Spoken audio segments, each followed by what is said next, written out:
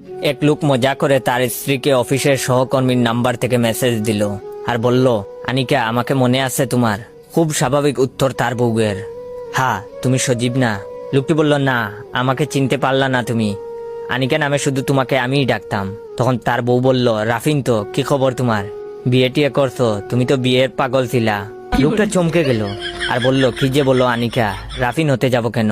তুমি আমাদের মুহূর্তগুলো ভুলে গেলে? আমরা কক্সবাজার গিয়েছিলাম, মনে নাই? তখন তার বউ বলল, আগে বললেই পারতে, তুমি নাহিত তো, তোমার নাক ডাকার অভ্যাসটা গেছে। লোকটা নড়ে চড়ে বসলো। তাদের পারিবারিক বিয়ে।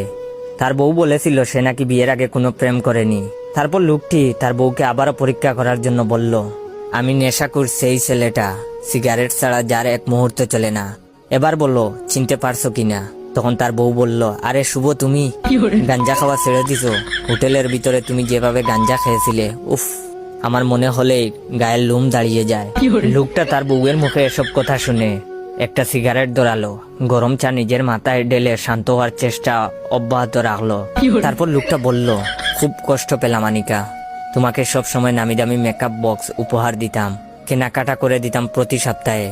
তখন তার বউ বলল, মনে পড়েছে আসিফ, তুমি এখনো কেমন যেন রয়ে গেছো। কি অবস্থা তোমার, বিয়ে করছো? লোকটা চোখের পানি ধরে রাখতে পারলো না, কান্নায় ভেঙে পড়লো। তখন বলল, হ্যাঁ করেছি বিয়ে, কিন্তু আমি আসিফ না, তোমার হতবাগা জামাই। বলেই বাড়ির দিকে রওনা দিল। মিথ্যা বলার কারণে বউকে গিয়ে মারবে। বেশি দূর না, অফিস থেকে বাড়ির দূরত্ব। লোকটি সরাসরি গিয়ে বউকে জিজ্ঞাসা করলো, তুমি এত প্রেম করেছো বিয়ের আগে, বললে কি আমি তোমাকে মেনে নিতাম না? বউ উল্টো জাড়ি দিয়ে বলল, তোমার ফোন বাড়িতে রেখে গেছিলা কেন? এটা হচ্ছে ভিডিওর প্রথম পার্ট, দ্বিতীয় পার্ট আরো মজার হবে।